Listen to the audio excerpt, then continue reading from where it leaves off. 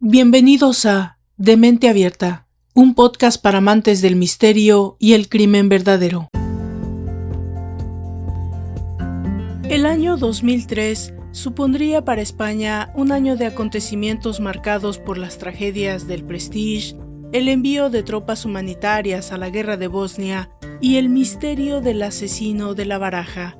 El asesino en serie del que hoy nos ocuparemos se convertiría en un punto común entre todas ellas. Corrían los primeros meses del año 2003 cuando este despiadado psicópata sembró el terror en Madrid. La frialdad de sus ejecuciones hacía pensar en un hombre para quien matar no suponía problema alguno. Llegó a reconocer que asesinar le había resultado tan fácil que podría haber seguido haciéndolo durante varios años más. Bienvenidos a un capítulo más de esta temporada intermedia dedicada a mis asesinos seriales favoritos. Yo soy Valdra Torres y esto es De Mente Abierta, un podcast para amantes del misterio y el crimen verdadero.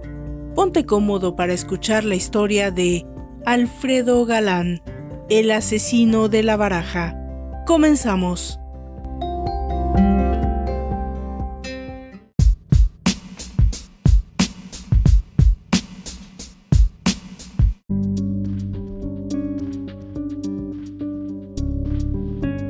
Alfredo Galán Sotillo, más conocido como el asesino de la Baraja o el asesino del naipe, fue el autor de 6 asesinatos en apenas 54 días. El 24 de enero del 2003, Alfredo salió de su casa en Alcalá de Henares y condujo su coche hasta la calle Alonso Cano de Madrid. Antes de salir, cogió la pistola que ocultaba debajo del asiento. Después, caminó hasta un portal entreabierto. Era el número 89 de esa misma calle. A plena luz del día, se adentró en el edificio y accedió a un piso bajo. Se trataba de la casa del portero del inmueble, Juan Francisco, de 50 años, casado y padre de 6 hijos. Estaba desayunando con el menor de ellos, de apenas 2 años.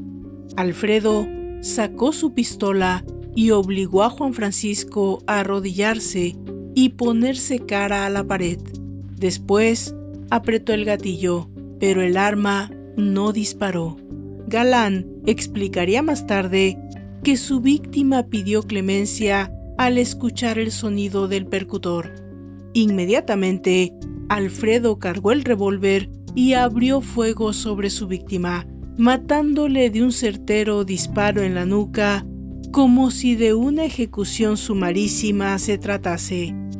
Tras asesinar a Juan Francisco, Alfredo salió de la casa con tranquilidad, sin siquiera recoger del suelo el casquillo de la bala. Nadie se percató de lo sucedido, pero acababa de cometer el ajusticiamiento de un inocente ante los ojos de su propio hijo. José María Garzón, abogado de la acusación en el posterior juicio, resaltó que el niño pasó completamente desapercibido para Alfredo y no le preocupó para nada. Lo que mostró fue un gran desdén por la situación del menor. Era el inicio de una cacería que mantendría en jaque a la policía y a las fuerzas de seguridad de Madrid durante las siguientes semanas. La historia de Alfredo Galán Sotillo no tardaría en ser conocida para la opinión pública.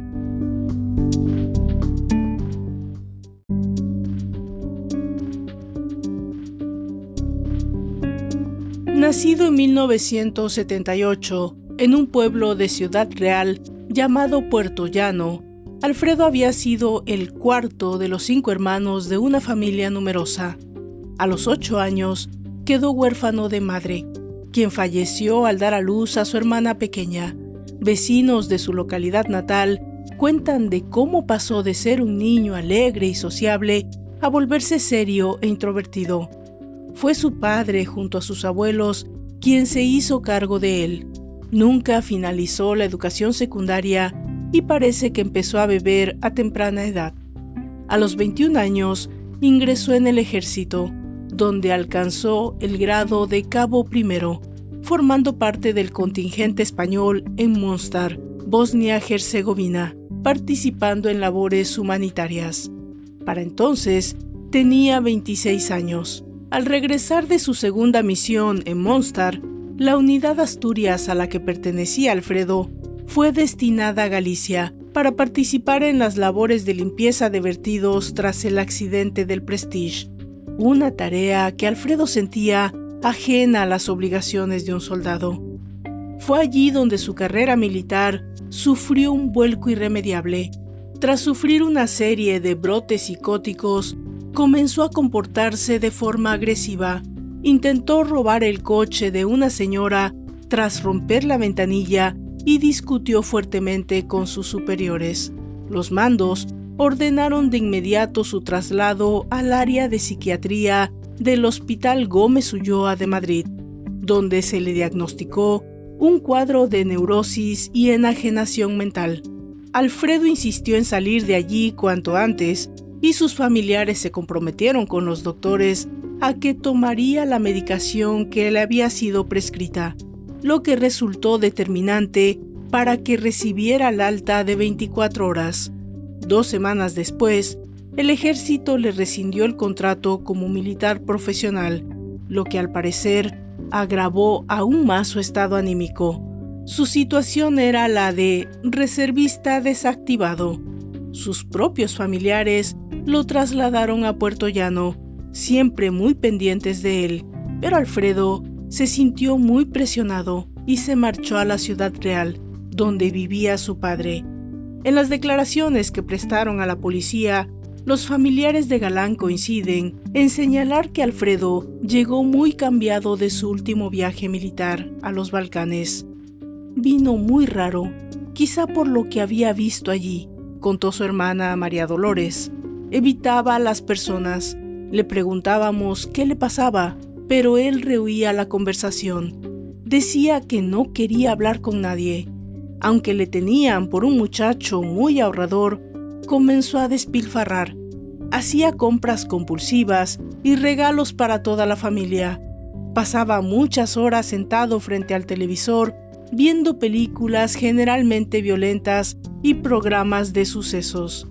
Su hermano, José Manuel, recordaría a posterior algunas cosas que ocurrieron apenas 2 semanas antes de que Galán cometiera su primer crimen. En un viaje entre Ciudad Real y Puerto Llano, en el Renault Menage que luego Alfredo usaría en los crímenes, Galán dejó a sus hermanos hechos un manojo de nervios tras poner el coche a la máxima velocidad en la carretera. También agitó una pistola a voz en grito durante aquella Nochebuena, aunque tranquilizó a sus acompañantes diciéndoles que no funcionaba porque estaba encasquillada. Además, Alfredo intentó entrar en la Guardia Civil. Al no superar las pruebas, su autoestima sufrió un duro golpe. Finalmente, consiguió trabajo como vigilante de seguridad en una tienda de la Terminal Internacional del Aeropuerto de Barajas. La abogada defensora de Alfredo, Elena Echeverry, matiza las razones de aquel extraño comportamiento. No fue tanto la misión en Mostar la que le pudo de alguna manera alterar. Después de haber pasado meses y 24 horas al día, 7 días a la semana, de ayuda humanitaria en Bosnia, se le mandó, sin tener ni un solo día de descanso, a realizar labores de ayuda para la recogida del chapopote. En ese momento, él estaba muy cansado y así lo hizo saber a su familia. Él pensaba que quizá deberían haberle dado unos días de permiso a él y a todos sus compañeros entre el regreso de Bosnia y el nuevo destino. Eran jornadas maratónicas de más de 14 horas en la recogida del vertido del fuel.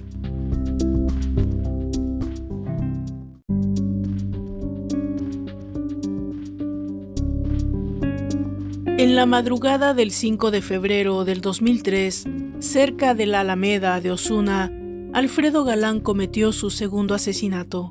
Había dejado de tomar la medicación y bebía con profusión pese a que los médicos se lo habían prohibido. Juan Carlos, de 28 años, empleado de la limpieza del aeropuerto de Barajas, acababa de salir de su trabajo. Eran las 2 de la madrugada. Esperaba un autobús nocturno cuando el coche de Alfredo frenó a escasos metros de la marquesina. Juan Carlos apenas tuvo tiempo de reaccionar al ver a Alfredo sacar su revólver y apuntarle. Tras situarse detrás de él y obligarle también a arrodillarse, Galán le disparó en la zona occipital, causándole la muerte. Fue junto a la marquesina donde apareció un haz de copas junto al cadáver, lo que trajo a la memoria de los investigadores los asesinatos del francotirador de Washington. En aquel caso, fueron 2 los asesinos que sembraron el terror en la ciudad al matar a 10 personas con un rifle y dejar algunas cartas del tarot con mensajes para la policía en las escenas de los crímenes. Debido a ello, se especuló con la posibilidad de que Alfredo conociera el caso y con que éste hubiera influido en su decisión de empezar a firmar sus crímenes. Sin embargo, nunca ha quedado claro si fue el asesino quien dejó la carta o si ya estaba allí, y al ver la atención que la prensa prestaba a ese detalle, Galán decidió incorporarlas a su modus operandi.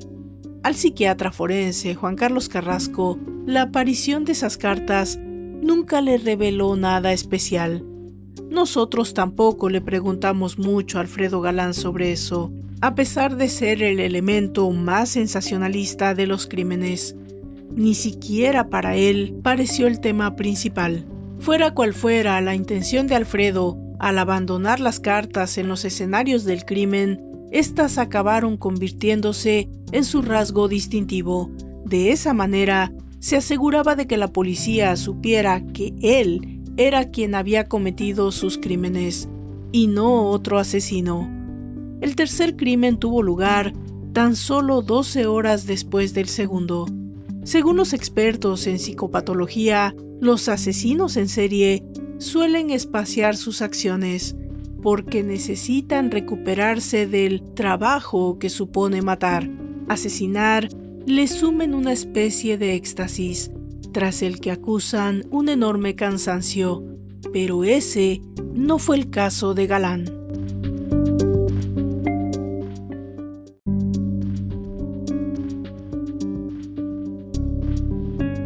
El 5 de febrero del 2003, el bar Rojas de la calle Río Alberche en Alcalá de Henares estaba casi vacío. El asesino de la baraja entró y enseñó su pistola al camarero, quien solo atinó a preguntar si quería tomar algo. Alfredo abrió fuego sobre su frente. El camarero abatido se llamaba Miquel, tenía 18 años y era hijo de la dueña del establecimiento. De inmediato, Alfredo disparó también contra una clienta que estaba hablando por el teléfono público del local. Era Juana Dolores, de 50 años de edad, viuda y madre de 3 hijos. La bala la alcanzó al ojo y murió en el acto. Fue entonces cuando Alfredo se dio cuenta de que la dueña del bar, Teresa, que lo había presenciado todo y que acababa de ver morir a su hijo, agachada bajo el mostrador, intentaba huir hacia el almacén. Alfredo caminó hasta tenerla a su merced, pero en esta ocasión, el asesino no realizó el mismo disparo certero y mortal de sus anteriores crímenes, sino que optó por una ejecución lenta y agónica. Hasta 3 veces disparó para que la víctima se desangrara. Una bala le traspasó el brazo, otra la espalda y otra la pierna. Teresa, malherida e inmóvil, fingió estar muerta y Galán huyó, creyendo que había acabado con su vida.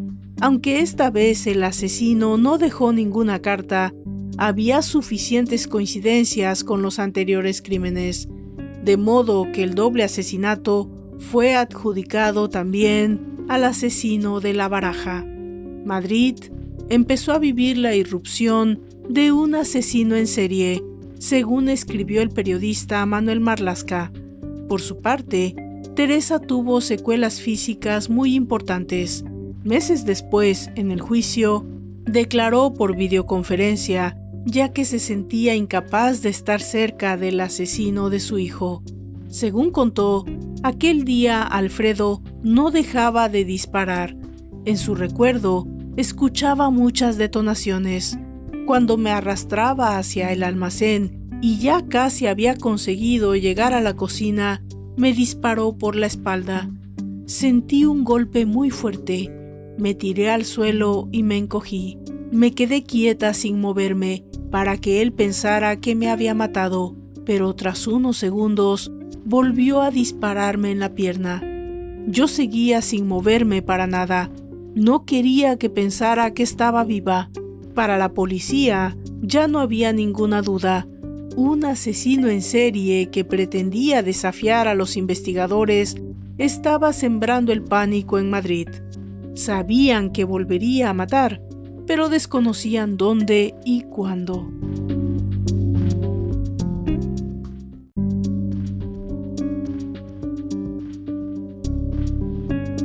Según el psiquiatra forense Juan Carlos Carrasco, en la escala animal, las especies operan a la caza de otros animales para alimentarse y solo se mata por comer o defender un territorio. Pero con la especie humana esto es distinto. No existe una dosis de instinto de supervivencia. Se mata por matar, sin ninguna otra motivación final. Así era en este caso. Galán volvió a salir de casa el 7 de marzo, en Tres Cantos. Eran entre las 2:30 y las 3:30 de la madrugada. A Santiago Eduardo, un joven estudiante ecuatoriano de 27 años que estaba en España haciendo un máster, le acompañaba una amiga española. Alfredo aparcó su coche cerca de la pareja, bajó del vehículo, se acercó a ellos rápidamente y abrió fuego sobre el rostro de Santiago. Luego apuntó a la chica, pero esta vez falló, ya que la pistola se había encasquillado. Alfredo lanzó al suelo el 2 de copas de una baraja y huyó. Eduardo Santiago tuvo que pasar por 10 operaciones para que los cirujanos consiguieran reconstruirle la mandíbula. En el juicio, regresaría de Ecuador para enfrentarse cara a cara con la persona que intentó acabar con su vida. Vi venir a una persona caminando. Sus pies se aproximaban mientras que agachó la cabeza. Me miró, volvió a agacharla y después de eso sentí retumbar dentro de mi cabeza una especie de explosión. La reacción instintiva de una persona que va a recibir un disparo no es mirar a la cara de su atacante, sino el arma a la boca del cañón. Sin embargo, en este caso, Santiago Eduardo no se había percatado de que Alfredo venía armado, así que le miró a los ojos. Debido a ello, pudo ver la cara del asesino perfectamente y se la describió a la Guardia Civil. Gracias a su testimonio, la policía elaboró algunos retratos robots del asesino de la baraja. La delegación del gobierno de Madrid los difundió y activó un teléfono gratuito para recabar cualquier pista sobre los crímenes. La sucesión de asesinatos y el protagonismo que se le otorgó en los medios de comunicación provocó una alarma social. Las falsas pistas y los testimonios confusos también se sucedieron, obstaculizando la investigación policial. La principal pista con la que contaban los investigadores provenía de balística. Los casquillos recogidos en los escenarios del crimen confirmaban que todas las balas habían sido disparadas por la misma pistola. Eran coincidentes. No se trataba de la misma marca o del mismo modelo, sino de una pistola en concreto. El arma empleada para los crímenes era una Tokarev TT-33 del calibre 7.62. Se trataba de una pistola rusa diseñada en la década de los 30, que tuvo una amplia difusión durante la Segunda Guerra Mundial. En desuso hoy en día, es un arma muy apreciada por los coleccionistas. El dato indicaba que podía proceder de los países de Europa del Este, casi con total seguridad. Paralelamente, Alfredo Galán se disponía a hacer caer las siguientes cartas.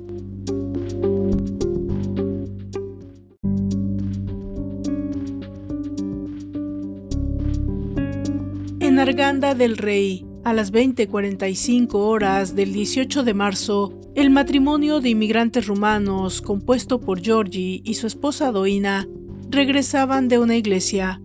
Alfredo los asaltó tan fría y repentinamente como siempre y los mató con 4 certeros disparos. Firmó con el 3 y el 4 de copas.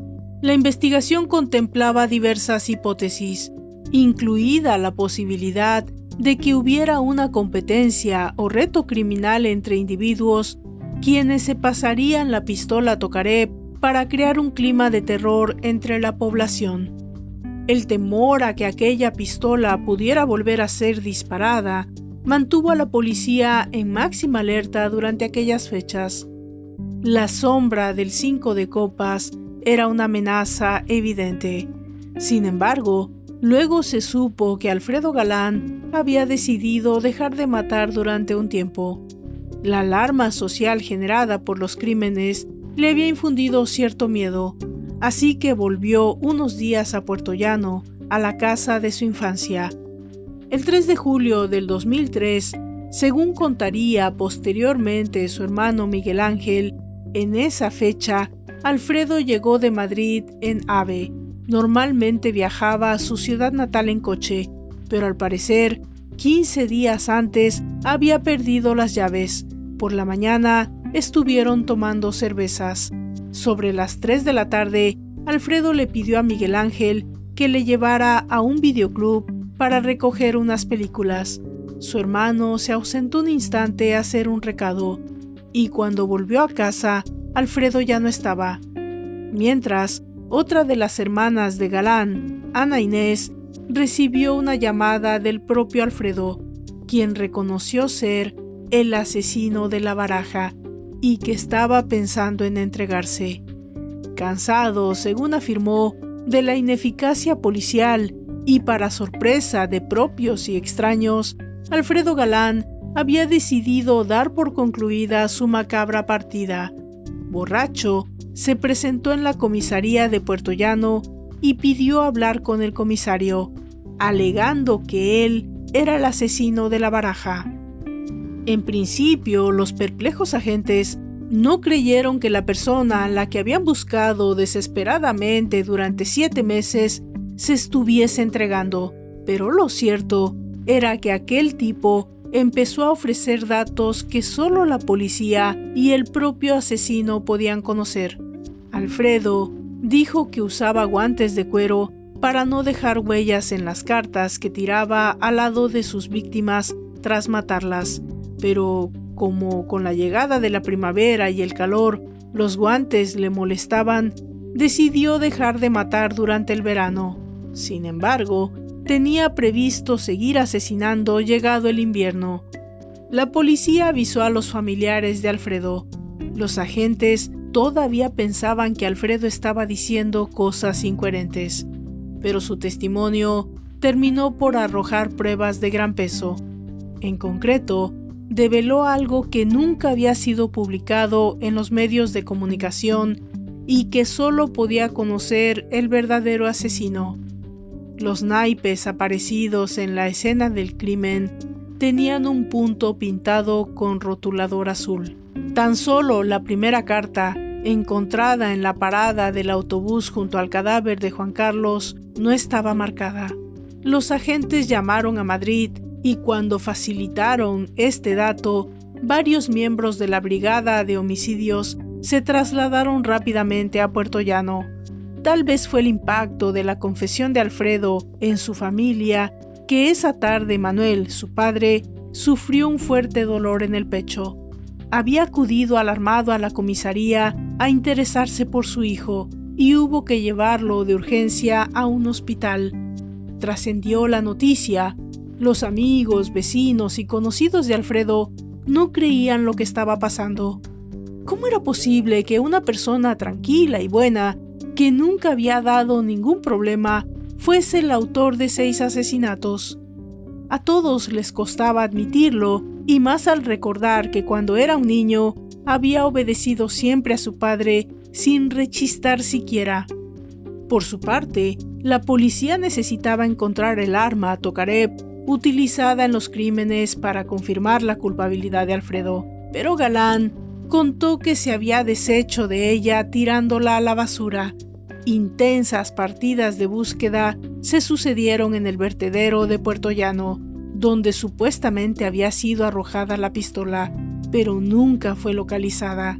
Así que los investigadores se afanaron en buscar otras pruebas que corroboraran la confesión de Galán, realizando varios registros en su casa.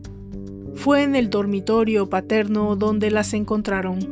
Una bala percutida dentro de un jarrón coincidía, según balística, con las disparadas en los crímenes. También se encontró parte de la ropa que Alfredo vestía al cometer los asesinatos. Por otra parte, surgió un detalle al que la policía dio mucha importancia y que tampoco había publicado ningún medio de comunicación. Cuando se cometió el primer crimen en la calle Alonso Cano, Alfredo afirmó que encima de la mesa había una billetera y que no se la llevó porque a él nunca le había interesado el dinero, un dato que fue corroborado por la esposa de la víctima. Según el psiquiatra forense Juan Carlos Carrasco, puede ser que estuviera cansado, que no supiera cómo terminar aquello e indudablemente hay un factor que desencadena su entrega, que es el alcohol. Él bebía. No es que fuera un alcohólico, pero sí quizá un bebedor excesivo ocasional, y estando bebido fue cuando acudió a la comisaría a contarlo todo. El alcohol facilitó que se entregara porque él ya lo venía pensando desde algún tiempo atrás. En sucesivos testimonios, Galán develó más incógnitas, explicó cómo logró introducir ilegalmente en España la pistola Tokarev. La ocultó en el interior de un televisor combi, burlando así los controles militares. La abogada defensora Elena Echeverry también se refirió a este hecho. Lo único que reconoció mi defendido fue que él se había traído desde Bosnia una pistola Tokarev. Por lo visto, era algo muy habitual entre los soldados destinados en Bosnia traerse armas que podían ser consideradas casi como de coleccionistas. Entonces, en septiembre del 2003, cuando parecía que la pesadilla de vivir con un asesino en serie había terminado, Galán se retractó de su autoinculpación y defendió su inocencia. En concreto, Galán aseguró que había vendido su pistola Tokarev a 2 cabezas rapadas, a los que culpó de los asesinatos. También confesó que se autoinculpó porque habían recibido amenazas de 2 personas a las que no había podido identificar. Le habían dicho que si no lo hacía, sus hermanas sufrirían un daño muy serio, que incluso podían llegar a morir. Pese a ello, la policía y el fiscal Rafael Escobar entendieron que ya había sobradas pruebas que inculpaban a Alfredo Galán como autor de los crímenes, de modo que fue enviado a la cárcel de Herrera de la Mancha, Ciudad Real, a la espera del juicio. De resultar condenado, Alfredo Galán sería el primer asesino en serie juzgado como tal por un tribunal español. Durante el juicio, el inculpado no quiso responder a las preguntas de las partes y optó por guardar silencio. Los forenses encargados de examinar su estado mental concluyeron que Galán no padecía ninguna patología estrictamente psiquiátrica. Únicamente se le diagnosticó un trastorno adaptativo de la personalidad junto a ciertos rasgos paranoides. El trastorno de la personalidad es un conjunto de perturbaciones anormales que se dan en el campo emocional, afectivo y de motivación y de relación social de los individuos. A lo largo de la historia, se han establecido varias clasificaciones de este trastorno. La actualmente vigente es la reflejada en el Diagnostic and Static Manual of Mental Disorders, DSM, publicado por la American Psychiatric Association y que proporciona un lenguaje común y criterios uniformes para la clasificación de los trastornos mentales en 3 tipos. El grupo A incluye los trastornos paranoide, esquizoide y esquizotípico de la personalidad. Los sujetos con estos trastornos suelen parecer raros o excéntricos. El grupo B incluye los trastornos antisocial, límite, histriónico y narcisista de la personalidad. Estos pacientes tienden a parecer dramáticos, emotivos e inestables. El grupo C comprendería aquellos trastornos por evitación, por dependencia y obsesivo-compulsivo de la personalidad. Los sujetos pertenecientes a este apartado suelen parecer temerosos y ansiosos. Se da la circunstancia de que algunos sujetos pueden parecer trastornos con elementos de varios grupos combinados. Este parecía ser el caso de Alfredo Galán, que cuenta con una personalidad esquizoide, antisocial y narcisista. Pensaba que matar a alguien no tenía por qué ser malo. Él mismo se consideraba una persona educada y tranquila. Incluso se reconoció sorprendido por lo fácil que le había resultado ser un asesino. Le llenaba de ego tener al lado en todo momento a sus potenciales víctimas. Por ejemplo, en el metro, escuchaba a las personas que viajaban a su lado hablando del asesino de la baraja sin saber que en realidad lo tenían al lado, algo que primero le sorprendió muchísimo y que luego pasó a estimularle. El asesino de la baraja mataba por placer, por mera gratificación personal, por tener la experiencia de lo que se siente al quitar la vida a otro ser humano. Un asesino en serie desorganizado es una clasificación técnica de los criminólogos referida a los individuos con ciertos rasgos característicos, como la ausencia de inteligencia y su impulsividad a la hora de cometer los crímenes. Matan cuando tienen la oportunidad. Rara vez se molestan en deshacerse del cuerpo, que suele aparecer en la propia escena del crimen. Atacan sorpresivamente a sus víctimas, sin previo aviso. La personalidad asocial de Galán, así como su historia de problemas mentales, también lo adscriben en este grupo. Y no solo eso. Según los estudios, Alfredo Galán tenía rasgos de distintos tipos de psicópatas. Por un lado, los psicópatas desalmados son gente que carecen de determinados sentimientos básicos, lo que de forma natural tiene cualquier persona, tales como compasión, vergüenza, sentido del humor, remordimientos, conciencia, etc. Alfredo Galán no mostró sentimiento alguno hacia sus víctimas, ni antes, ni durante, ni después de cometer los asesinatos. Por otro lado, los psicópatas abúlicos son personas que se entregan a su macabra labor con mucha facilidad y falta de voluntad propia, considerándose meros instrumentos para la comisión de actividades delictivas. Y Alfredo Galán siempre negó tener un móvil para los asesinatos. Aseguró que estaba guiado por el mero placer de matar. No le afectaba el hecho de quitar la vida a otra persona. No le producía ningún sentimiento. No sintió conmoción interior alguna. Los 3 psiquiatras judiciales que examinaron a Alfredo insistieron en sus trastornos de personalidad, pero dejaron claro que no era un enfermo mental, propiamente dicho. El alcohol y el trauma por la temprana muerte de su madre podían ser causa para su desequilibrio, pero no era razón para su comportamiento. Mataba por matar, y se trataba de una persona narcisista, sádica y algo melómana. Era imputable a efectos legales.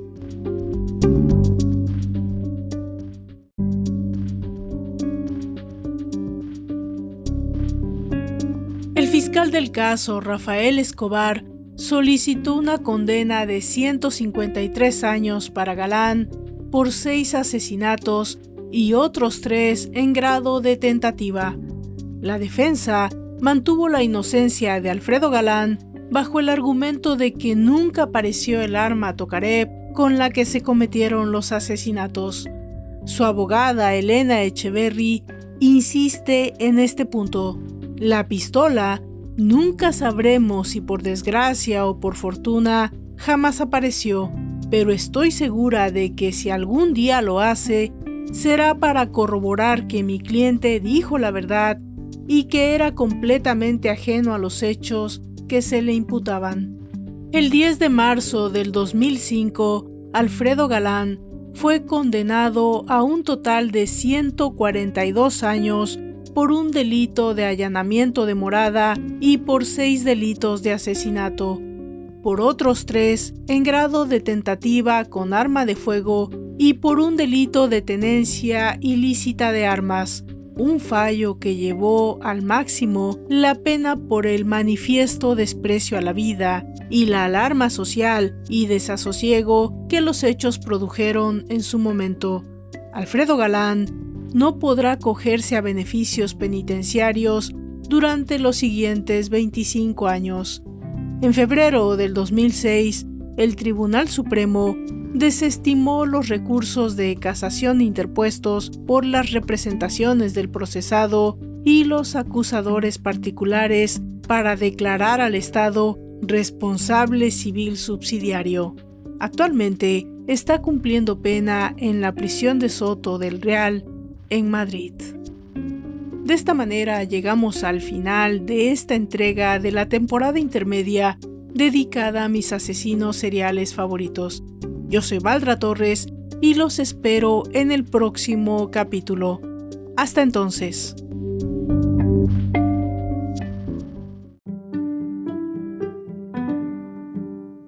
Por favor, visite mis redes sociales, Facebook, Twitter e Instagram, como De Mente Abierta Podcast. Si me escuchan desde YouTube, por favor suscríbanse, dejen sus comentarios y si les gusta el contenido también, compártanlo. Eso le ayuda mucho a esta servidora para continuar con este proyecto. También, si me escuchan desde Spotify, existe ya una forma de dejar mensajes de voz. Yo con seguridad los escucharé y si tienen alguna pregunta o algún comentario sobre el tema o fuera de este, o tal vez alguna recomendación para esta servidora, seguramente se los haré saber en el próximo capítulo. Por favor, pónganse en contacto conmigo. Es una manera de alimentar el proyecto. Gracias a todos y nos encontramos en la próxima entrega. Hasta entonces.